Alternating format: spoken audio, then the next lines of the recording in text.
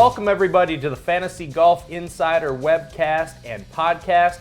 I'm Jeff Bergerson, joined this week by our special guest, one of our best columnists, Pari. You might know him as Hit the High Draw on Twitter and in his columns. He's filling in for Zach tonight, who is on a flight back from Torrey Pines in the Farmers Insurance Open. We're with FantasyGolfInsider.com, the most comprehensive DFS website available anywhere. If you're not already a premium member, become one today. This broadcast is also available in podcast form on iTunes and Stitcher. If you would, give us a nice review on those. Also, be sure to subscribe to our YouTube channel so you can make sure you know exactly when our webcast comes out every single week.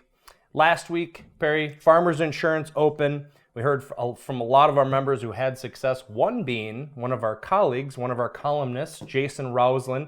You might know him as DFS Golfer 23. That's his scream name. He took second in the $33 dogleg for a cool 15 grand. Won the clubhouse event, the $1,000 clubhouse event, for another 10 grand.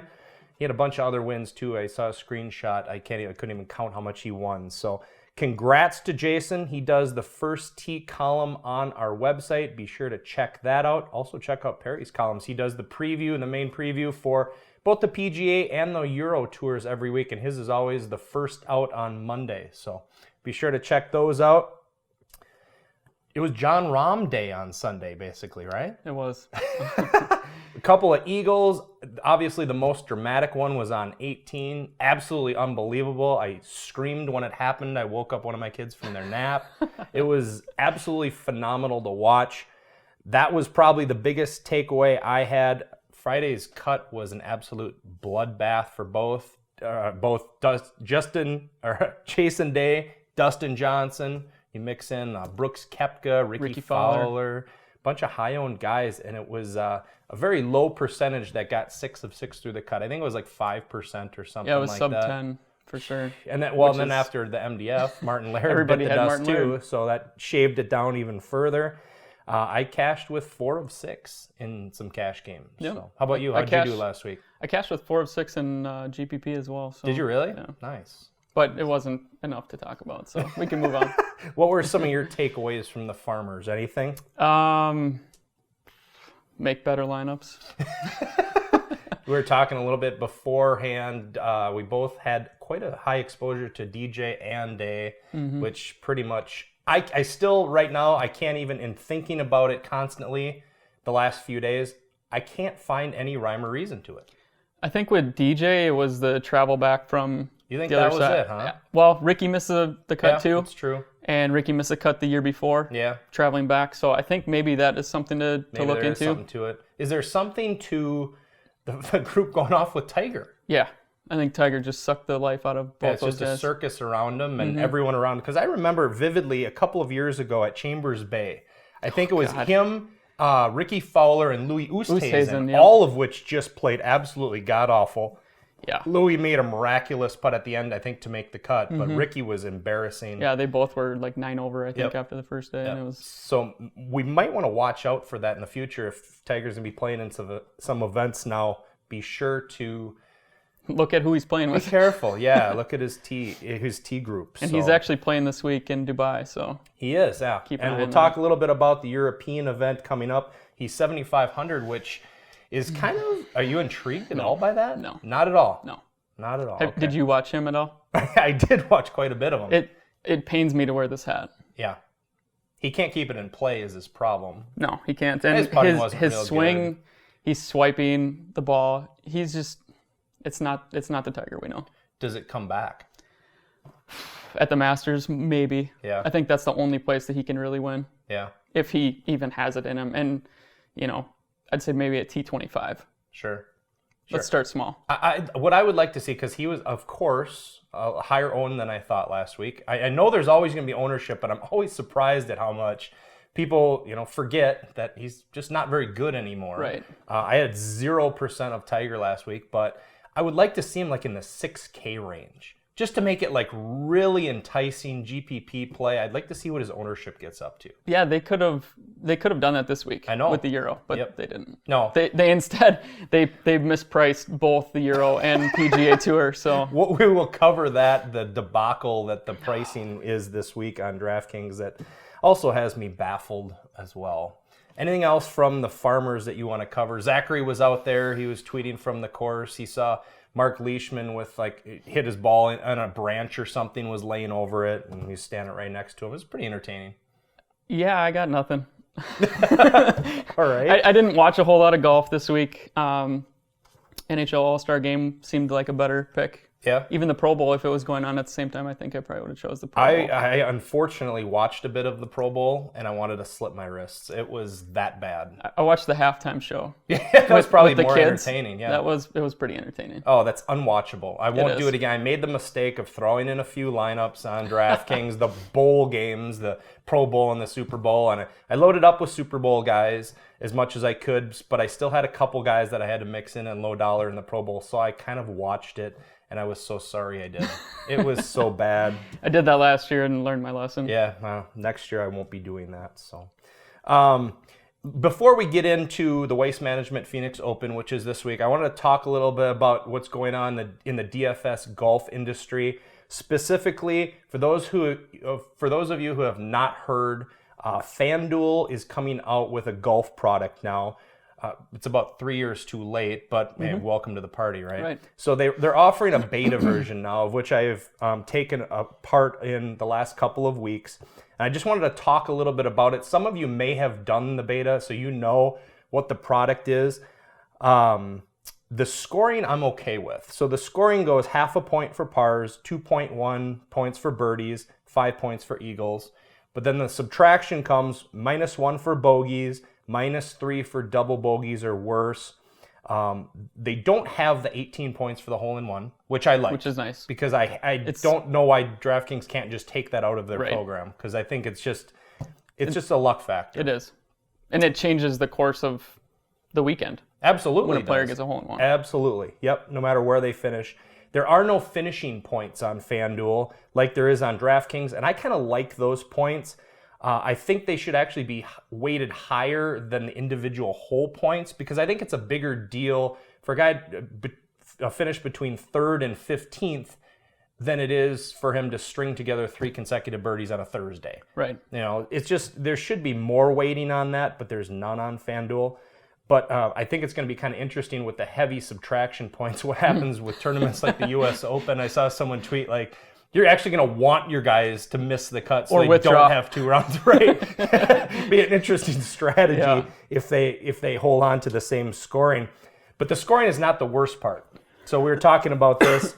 The basic concept of the game is you choose 8 golfers, but only 4 count toward the first 2 rounds, and the other 4 count toward the 3rd and 4th round. And there's no late swap or anything, so the 8 guys you pick are up front before the tee time on Thursday. And so the 4 guys that you choose from, for the 3rd and 4th round, if they miss the cut, you have 0 golfers on the weekend. Isn't that fun? Yeah, it's great. That's ridiculous. I mean, so your DFS sweat is 0 on the weekend if you don't have any guys who you picked for the 3rd and 4th round. The first 2 rounds do not make up a golf tournament. Just like the first half doesn't make up a football game, the first 4.5 innings don't make up a baseball game. You just wouldn't have a contest for that. How would you like to pick an MMA fighter for the first round and a half of their fight? I mean, how stupid is that? That'd be pretty dumb. Yeah. I mean, golf is the same type of thing. And I'll give you an example. So I think back to Torrey Pines last year. Brandt Snedeker makes the cut on the number, right? Comes storming back, wins the tournament. So you've done research. You've identified Brandt Snedeker as the guy you're going to load up on. But you have him for the first 2 rounds and not the second 2 rounds. So you basically get equivalent to like the 70th best guy's points and, you know, nothing for the weekend for him. What that roster construction is doing is it's making you basically hedge half of your lineups. If you really like that player, you almost have to say, okay, I'm taking Sneds for rounds 1 and 2 in half my lineups, and 3 and 4 in the other half. If that's how you really feel. Absolutely. Yep. Which is stupid. It's terrible. And another scenario is, let's say you got Rory McIlroy, who absolutely slaughters it on Thursday and Friday. Shoots like 15 under, is 8 strokes clear of the field, and just cruises the weekend to a victory. It throws up a couple birdies, but pars everything else. He's not going to be even close to one of the top scorers, and you don't get place points. So you're getting no benefit from the guy winning the tournament if you took him for the 3rd and 4th round. So and that's the kind of player that you would want for a 3rd and 4th round, is a guy that's a closer, not a guy that's going to go low on Thursday and Friday. And that kind of thing happens all the time in golf, which is what absolutely has me shaking my head at the contest itself. And I'll give them the feedback, and I would encourage you guys to give FanDuel feedback too, because I just think. And I know what they're going to say. I know what FanDuel is going to say. It's the whole legality of it. It's legislation coming after multi-events. I know the laws, folks. But here's the thing. DraftKings hasn't had a problem with legislation now. They've been rolling for 3 years. They're absolutely crushing it. Let me ask you this question. In a multi-billion-dollar industry, do you honestly think that legislators are going to go after a niche sport like golf? They're going to say, that one sport within your billion-dollar portfolio, the other 900 million in sports, that's cool. That's cool. We're going to leave that alone. We're just going to target golf. Yeah, they run contests for 2-game slates in NFL. What's the difference? I mean, you have to create a roster that consists of 3 different teams. No. So they're just not going to shut it down. So don't use that as an excuse to make a bad product, which is basically what they have right now. FanDuel, you have a shit product right now, and you need to change it. The beta is garbage, and I was very excited. I quit playing on FanDuel a few years ago just because I think DraftKings offers a better product overall for football, for any other sport. But I was excited when FanDuel announced they were going to add golf, because I thought, hey, they have a chance to make it really good. They see what DraftKings is, but, so make it like DraftKings. It's not that tough of a formula. Make it like DraftKings. But change the scoring a little bit, get rid of that hole-in-one. Hey, if you want to have an extra roster spot, like a backup guy in case a guy withdraws, how great would that be? Right. I mean, that would, lower the variance. Yeah, absolutely. If you want to have an extra, like Victiv did, if a guy, misses where you just the take the best out of the... Yeah, right. Throw out your lowest score two or lowest one. Whatever, But certainly don't have it be the first 2 rounds, second 2 rounds. Because people, they'll play initially.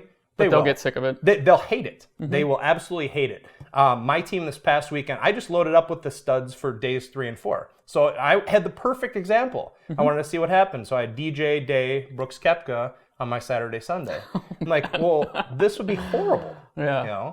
But golf is a high variance sport. It is. It's high variance over 4 rounds. When you condense it into 2 rounds, it makes it that much, higher variance. Sure. It's very difficult to predict. So I encourage FanDuel to please change your product, because it's right now at beta, it's a piece of garbage. So. Yep. Can I have a cocktail, please? Sure. What would you like? That was a long rant. No, I'm good. We got a full bar here. It's on Zach, and he doesn't even know it. That's right. Until it's too late. You want to talk about Waste Management Phoenix Open? Yeah. All right. Let's do it. Course preview. It's actually one of my, I saw in your column you put it's one of your favorites. Yeah, one of my favorites too. It just kind of leads into the Super Bowl, which is absolutely phenomenal. I love watching the end of it, rolling into the big game. Usually draws about, 500,000 people, of which a big crowd is at the Stadium Hole, which it's most known for, the 16th, par 3. The course is TPC Scottsdale Stadium Course, 7,266 yards. It's a par 71. Key stats are going to be strokes gained tee to green, par 5 scoring, birdie or better, strokes gained putting, and proximity. A couple other small weightings on par 4 scoring and driving distance. It's kind of a bomber's track. I mean, it's even more so than the Farmers because it's not as punishing if you get off the beaten path. No, the rough is short. You can spray it. Yep. You're in play everywhere except for the actual desert, Yep. which doesn't really come into play on too many holes. Right. So, yeah, let her rip. Yeah, absolutely. We've seen that with the results kind of speak to that. So you want to break down the pricing. First of all, what do you think of the pricing this week? What's worse, the FanDuel game or the pricing by DraftKings this week? It's a tie. They have. The pricing's pretty messed up, but there is the Survivor this weekend, so I'm sure that had something to do with it. I don't know exactly how much, but I think it definitely, they want to have the casual fans able to roster everyone, I guess, in the same lineup. It's kind of funny. I always, when I first open it up on the week, I just scroll down, just take a first glance peek. And I'm looking down, I'm like, whoa, John Rahm. That's really affordable for John Rahm, considering he just won. He just won, and he played well here. He's an Arizona State guy, so everything kind of lines up for him. So I'm like, $9,700 for him. That's pretty cheap. But then I worked my way down, and I'm looking for guys in the field, and I'm not finding them. And I'm seeing guys like Patty Harrington at $8,500, just like scratching my head. I was doing this with my hair. I was looking like David Faraday does when his hair goes up like this. I'm trying to figure out what the hell is going on, but it's really bizarre. Yeah, it's the Harrington thing is really weird. Berger's mispriced. When I opened it up, I had the same reaction, except not the hair to scratch. So, it's literally just pick who you want this week and pray, really, because you can do anything. Pretty much. Yeah. Do you want Daniel Berger or do you want Craig Hucknall? It's tough. A guy who's never who's never made a cut in his career, or Daniel Berger, a PGA Tour winner. Yeah. I'm gonna go with Hucknall. Yeah, that probably will happen this week. Since everybody's reverse mushed him already, I think it's gonna happen. This would be a very easy week to go contrarian, I think. For sure. Outside of the fact that there's so many mispriced guys that I think it's going to spread it out a little bit more. But why don't we start at the top? Let's just break it down by groups here. Who you liking at the top? We got Spieth, Matsuyama, Thomas, Rahm, Fowler, Koepka, Woodland at the 9,000 up range. Sign me up for all of them. Who do you like the best here? It's hard to stray away from Hideki. Yeah. He's had a really good course history here. Last year, he did most of his damage on rounds 1 and 4. So, FanDuel scoring. You're right. Pick your poison there. Which one do you want? I don't know. It's tough because Thomas has been fire. Hideki's been fire. He didn't do well last week or at the Sony, but he did make the cut. So he's got something there. It's all about putting, and I think I'm going to lean with a better putter, which means Spieth. Yeah, not Hideki. Yeah. And actually, Justin Thomas's putting stats this year are pretty lit, too. So do you think that the Thomas influential run will continue, or do you think it was kind of back-to-back weeks, same area, now he's had a week off, travel?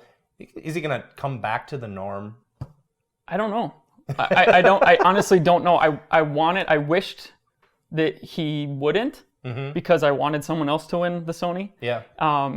But when you're firing the way he's firing, I mean, he kept the foot on the gas at Sony, and who knows how he's going to come out this week. I think for ownership purposes, I don't think people still believe just yet. So I don't think his ownership is going to be outrageous. Probably not. Plus, he's in between Matsuyama and Rahm. Right. So I think if you want to take advantage of a guy, he won't be owned by more than probably 15, 18%. Probably not. So I think he's legitimate play. I started kind of when I was building my lineups today with Gary Woodland at 9K. I mixed him in actually with Brooks at 91 just because I think both those guys have the games that really fit this course. Woodland's course history doesn't light up the page, but it's been pretty good. His course history is attached to his putter. Yeah, pretty much. If he putts well, he plays well, and that's literally the difference. It's just like Brandon Steele, Hideki, Lucas Glover. Like, doesn't matter where these guys go, they're solid tee to green. They're solid off the tee, but it's putting the ball in the hole. Right. Dropping down, I think there's mispricing. There's Phil Mickelson at 8,400 and Bubba Watson at 8,300. Right below Patty Harrington, I think that is a blatant misprice, and I don't think that's going to be any sort of secret. So I think both of their ownership will be probably 20+%. Yeah, I was going to say they're going to be very chalky. Yep.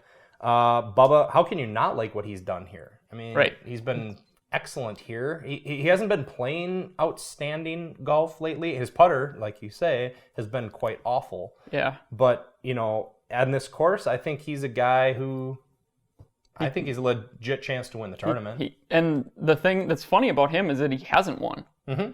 This is the one tournament that he lights up year after year, but he just, for whatever reason, he can't win. Right. So maybe it's coming this week. I don't know, but I do like him a lot. Phil's the hometown hero. I think everyone's going to be behind him, and he kind of thrives on that. Yeah. He loves the... Yeah, he almost shot 59 here a couple years ago, so... So and everybody goes to this tournament to see Phil. Absolutely. He's such a great guy for the game. Yep. What's crazy about the pricing this week is the guys who are underpriced, in my opinion, are guys I just normally am not on, and I don't feel real comfortable. Phil, Bubba, we'll get down to Louis Oosthuizen down at the bottom. I just rarely, am on these guys heavily weighted, but this week their prices are so low. You almost have to take them. Right. Just because of the fact that you're not going to get Louis Oosthuizen major winner at this price ever again. No. And he's so far below some other names. We'll get down to the 7K range. A couple of the guys that I like in this range. Well, I like Brandon Steele at 8,200. I didn't mention him. He's just playing really great golf. Mm-hmm. We know how difficult it is to get 6 guys through the cut, and this guy gets through the cut most every week. Now that I say that, he won't. Wow. But it's very valuable, and if you can get him for 8K, 8,200, I think locking him in is a good start. I really like Pat Perez this week at 8,000, another Arizona State guy. West Coast Pat. Yep, played well, and people kind of forgot about, he had one bad outing, and then last week he played pretty well at Torrey, right? Yeah, for a guy that doesn't really bomb it, he played well. He stayed in short grass, and he made the putts. So I think he's got a chance of winning this week. What do you think of that? It's not inconceivable. It could happen. It's Pat Perez. So for GPPs mostly, I would say. Yeah, he's not a cash game player. No, but I think he's got a lot of upside, and I kind of like him. Who do you like in this 7K range? Oh, 7K, Kevin Na. Yeah. Matt Kuchar for cash. I'm not touching him in GPPs. I think his ownership will be... 7,400? Yeah. Is that bizarre? It is. His odds were like 50-1, so I think he should have been a little bit more expensive, but... Yeah. You can basically, based on this podcast, you can build a cash lineup with the guys that we've already talked about and still have room to wiggle around, guys like Spieth and Thomas. Yep. I just think 7,400 Kuchar, another guy who hasn't been playing that outstanding. I mean, he hasn't played a lot over the past 4 months, but, I just think for 7,400, you can pretty much always count on him to make the cut. Yeah. Even if he's down a couple strokes, he's one of those guys, he's kind of the anti-Kevin Chappell. Like Kevin Chappell, you see him on the cut line, and you're just like, what's coming. I got no chance. Kevin Chappell, yeah, he's just so unclutch. But Kuchar is a guy who, even if he's a couple strokes off, he seems to find a way to get to the weekend. Yeah, I just appreciate that more with my guys, other than seeing Kevin Chappell on an absolutely amazing team that I had that past weekend, and just no chance. Yeah, that's why you just don't roster Kevin Chappell. My bad. Russell Knox. I'm just a Russell Knox guy at 7,500. I think you're getting a lot of value. For sure. Amazing ball striker, like you said. If he gets his putter working, he's going to be a top 10 player in the world. Proximity is a very big stat this week for me. Absolutely. And I didn't write him up basically because I had already kind of pegged guys, and his price was so low. I know. That I wasn't expecting him to be where he was. So I was like, well, I can't just redo my whole article because all these guys now that I want are all in this range. So so I do like Knox, even though I didn't write him up. But, I mean, he's a guy that I like every time he tees it up just because of how strong he is with his irons. I mean, it's a difference-making skill set. Yeah. He's kind of like Webb Simpson, great iron player, great proximity, can't putt worth a lick. Yeah, I wouldn't really compare him to Webb Simpson. Neither can putt for shit. No, but I think if those two went head-to-head, Russell Knox would win. I think so. In a landslide. And I don't think he's going to be that heavily owned again. No, I don't think so either. Like you mentioned, Kuchar right by him, Na right by him, Finau right by him. So I had built 21 lineups before the end of the day today, and if you're going heavy at the top, you're almost forced to either decide between an 8K guy or a 7K guy, and then the rest is 6K. Yep. So that's I mean, unless you're fading the top, which is scary because it is scary. It's stacked. Yeah. Guys are going to have to make a decision when you're making your rosters. And what do you if think you're that decision is going to be for people? Do you think they're going to go stars and scrubs, or do you think they're going to be balanced this week? Well, there's not a whole lot at the very bottom. So I think the best way to do it would be to start with your 7K guys and then work your way up. Okay. So do you think Spieth, Matsuyama, Thomas will have significant ownership this week, or do you think people are going to start with Rahm? I'm thinking like 20% would be the cap on those guys. Unless people are making just a bunch of, single one-off Spieth or Mats. You know, because when a lot of people hit these GPP lineups, they want to go, so they want to go heavy at the top, stack the top two, go stars and scrubs. Yep. But last week, we got burned. Absolutely. So I wonder if that kind of flips and people go more balanced this week. Sure. So if you do the stars and scrubs, maybe you're being a little bit more contrarian. Yeah, it could be. And the recency bias that says fade the top guys. Right. Absolutely. The pricing does allow it, so that kind of leads me to believe that they will be owned. So I'm a little bit torn. It's early. It is early in the week, and we'll see what the buzz is around the industry too. Dropping down to the low 7s and high 6s. Anyone who you like in this range? Well, originally I liked Patrick Rogers. I liked him last week. Yeah. Had pretty good exposure to him. However, after I had submitted my article, I did a little bit more research on him, and he's not good in back-to-back tournaments for his career. It's not just a thing that I made up. He literally in the last 2 years has not had consecutive top 10 finishes. Interesting. So I'm a little worried. However, if he can just make the cut at 6,600. Right. But the other side of that is he's going to be chalky after everybody saw him this week. Yeah, probably. So yeah, he will be among the more popular picks here. Ryan Palmer, I think, will be semi-popular, although he's so underpriced too. He is underpriced for his tournament history. I'm not sure I'm going to roster him though. Even at 7,100, he's missed 2 in a row now. It just hasn't looked right. I just think I'm not going to have maybe a small amount of Palmer exposure, but not a whole lot. I'll have to look at the ownership projections later this week, but I think I'm going to be a little bit overweight on him. Okay. Just because the course opens up perfectly for him, and he's been having troubles with his accuracy, so this is like a remedy for him. This is the cure right here. Yeah. Dropping down, I like Daniel Berger at 7K. I don't know. I wouldn't like him if he were any more than that, because he's just not playing real well. If he were in his normal 8K range, I wouldn't be on him. But 7,000, and he's the same price as Matt Every.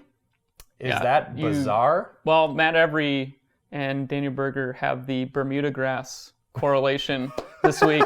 That's about it. I think you play Matt Every only at the Arnold Palmer. That's the rule. I guess, yeah. But Berger, I mean, really? It just doesn't make sense. And something called Craig Hocknull is at 7K as well. Any interest in Craig Hocknull? As of right now, no. Unless you find out some amazing information on this guy. Unless he designed the course under a different alias. Unless he's getting strokes this week. Right. Maybe he's got a handicap he gets to play with. What could possibly have gone so wrong with the algorithm this week that happened? That has to be a manual adjustment that you F it up that bad. I would think that maybe the person that's running it is Irish, because Patrick Harrington is 8,500. Harrington. Well, maybe they're drinking. I don't know. Oosthuizen is a joke for a price true. too. I can't even find Oosthuizen right now. It's like 6,900. Jesus, it's just bizarre. I just don't know. Why do they do this? I don't know. Why do they do this? It's either too tight or it's too soft. So, or just a cluster like this week. It's like it's not just too soft all around. There's just random guys that are just ridiculous. And they didn't even price anyone in 10K range. True. There is no one. It went 11K to 97 with Rahm. John Rahm should have been in the upper 10s. He should have been at least 10.8. Yep. I was hoping for 11, but obviously I didn't get my wish. I don't know. I'd consider fading John Rahm this week. I don't know that it's optimum strategy, but hell, what's his ownership going to be? Well, that's what I've been fighting with too. My narrative is that Matsuyama won 2 in a row, Justin Thomas won 2 in a row, and John Rahm could do the same. Sure, he could. So again, going to have to consult with the ownership projections, and we'll see where I stand on Wednesday. But as of right now, I'm playing him. I've got him in 21 out of 21 lineups. Okay, so you'd be overweight. Yeah, slightly. Whatever the ownership is, you are overweight. Yeah. All right. Dropping down, there weren't a lot of names that really intrigued me, so I think I'm going to stay in that 7 and 8K range. Who down in this range? I can't not do Louis Oosthuizen in a 6,900. I'm going to have some exposure just because his upside is so great. Outside of him, anyone else down here that intrigues you? Well, Ishikawa got an eagle last week, so I guess that's some positive momentum. No, like I said, I mean, there's really not a whole lot down here. Bryce Mulder has really good course history, but he's Bryce Mulder. That is bizarre. I saw that course history, and he's made a lot of cuts here. But is this going to be like a Martin Laird last week where he's going to MDF? Speaking of Martin Laird. And that was kind of my segue. All right, go ahead with your segue. That was segueing you. It was wonderful. I kind of like he burned a lot of people last week. He lives in Scottsdale. He has a place there. So I like that, and I think for a bounce back, he's been playing real well. It was just last week. He didn't miss the modified cut, but didn't he put a ball in the water to cost him the modified cut?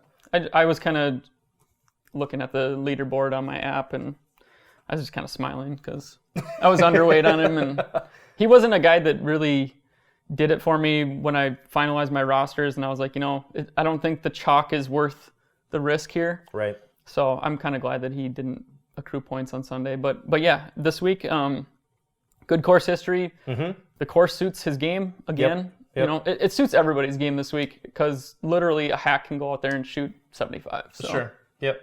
I'll give you a couple other names. Chez Reavie at 6,800, I think has some upside. Michael Kim's been playing really well at 6,800, consistent golf. He's not putting up top fives, but I think he's a legitimate play. Dropping down, Ben Martin's only 6,400. I'm rarely on Ben Martin, but I think that's worth a GPP flyer. Yeah. Just at that price, I think he has a little bit of upside. Lucas Glover's only 6,500. He's, you mentioned his name as a guy who's a proximity guy. If his putter gets a little bit hot, he could put up a top 10 this week. Yep, for sure. I prefer him on POA, but Bermuda, the grass in Arizona is kind of weird. It's not really. I don't feel like it's true Bermuda. Okay. From what I've played out there. But it rolls really fast. Does it? Like Bermuda does. Yeah. Yeah. So, all right. And that could play to his advantage because he's just terrible with his putter. Right. He might want to consult Bryson. Bryson, that makes me uncomfortable to watch him putt. He just makes me uncomfortable in general. He's got to go back. He just has to the web.com? No. To college? It could be. Yeah, no, he's got to go back to a conventional putter and just get it because it's just never going to work with that. He needs to grind that putter. He needs to work on it. He needs to do his scientific You just can't have the formula. Feel with that. I mean, you just can't do it. It's not a consistent stroke. No, it's not. No, and especially when he gets 30, 40 feet out. Oh, you're just praying. Close. No, you're praying. No, yeah. So his lagging is just befuddling, and it makes me uncomfortable to watch. Speaking of weird putting stances, did you see Tony Finau's? I did, yeah. He's got something weird going on too, but he putted really well last week. So yeah, he did putt better than normal. Yeah. But POA, Bermuda. Yeah. Fade one, play the other. You on him this week? Nope. Not at all? No, I was.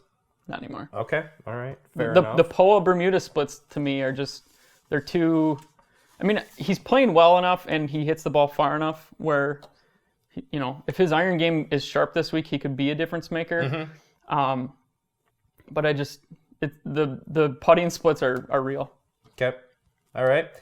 That'll do it for the waste management. Be sure to check out all of our articles and content on the site. Let's take 2 minutes and cover the Omega Dubai Classic because there are some big names over there in Dubai. Give me 3 guys in the field. I'll let you gather your 3 guys who are must rosters this week in Dubai. Well, if you pay attention to what I do on the site, I do. I'm 100% Rafa right. all the time. Yeah. Ram winning, I think for whatever reason, these Euro guys like feed off of each other. Mm-hmm. And Rafa, Spaniard. Yep. Sergio, Spaniard. Rahm, Spaniard. All right. So that's your narrative, huh? That's my narrative this week. Stenson, he's ridiculous. Yeah, he is ridiculous right now. His form is impeccable, and his tournament history here is even, it's not better, but it's just as good. Yep. So I would think trying to get those two, Rafa and Stenson, in the same lineup if you can, that would be the way to go. Yep. If not, make two lineups, one with Stenson, one with Rafa. And then Jordan Smith. Yeah, been riding that train. Not just Jordan Smith. Jordan L. Smith. Yeah, Jordan L. Smith. I think I mentioned him on every one of our webcasts that he's been outperforming his price every single one. He's at 8,300. Yeah, his price went up, and nobody's gonna roster him. Probably not. They haven't been rostering him at 7,300. So why would they start now? Right. So how about Kiradek Effie Barnett? Yes. Yeah. Big fan. I like him at 7,500 as well. You could mix in a couple of guys down lower. Zanotti, George Ketsy. I don't like his game right now, but his price stood out to me at 7,100. I don't know. I rostered him, and I've rostered him three times. Awesome, I think. Course history. Yeah. Was it last week that he had amazing course history? Last week, and at the last South African event, and he's just been terrible. Yep. So I'm done with him. But Peter Uihlein. Yeah, absolutely. He's my guy. Yeah, he was way down there. Yep. I was looking at the sportsbook odds versus daily pricing, which is a tool on our site. If you don't currently look at it, be sure to check that out. He was one of the top guys that the sportsbooks like a lot more than the DK algorithm this week. Yeah, he's 100 to 1, and I like that bet, and I like him on DK. DraftKings. Cool. Be sure to check out Pari's Euro article too. If you're not a European Tour subscriber on our site, you can go ahead and add that to your current subscription. I also do a GPP hardcore core for the European as well as the PGA. We got all the tools for the European as well. So, anything else to add? Use the lineup generator. I Yes. used that last week, and it was awesome. Isn't that money? Yeah. I absolutely love the lineup generator. Another props shout out to our boy Aaron who came up with that. It's absolutely phenomenal. I do all of my lineups on it every week. We've got tremendous feedback. All you do is just put in the weightings that you want of every guy in the field, and it generates as many lineups as you like. Yep. And make sure you check your, in the one column it says how many lineups they're in. So make sure that matches with what you're trying to do. And if not, you just hit generate again, and it'll regenerate your lineups for you. Yep. You absolutely have to go back and make sure it's in alignment, because you can always regenerate it. But if it is a generator, so it's not going to be absolutely perfect each time. But if you're within the parameters, it's going to be really close. So what I do, if it's off on just a few guys, I'll just go and manually change them. Sure. Once I upload them to DraftKings, I'll make note of exactly how many lineups I want to reduce exposure to or increase exposure to. Just do it manually on DraftKings, but it saves you hours of lineup building. Yeah, so. I did that in about 3 minutes on Wednesday night, and it was awesome. It's so great. So be sure to check that out. Thank you, sir, for joining us and filling in for Zach. It was a pleasure to have you. Be sure to check us out on Twitter at Fantasy Golfers. If you want to contact us, we're at info@fantasygolfinsider.com. Also, thanks for your patience. We've been switching our website around with our paywall and our payroll provider on the website. So we've had some changes. Thanks for your patience in the transition. You had to set up a new password and everything. So we appreciate you guys going through that. It'll be better for everybody in the end once we get everyone transferred over to the new website. That's all for Waste Management. Good luck this week, and we'll talk to you next week. Good luck.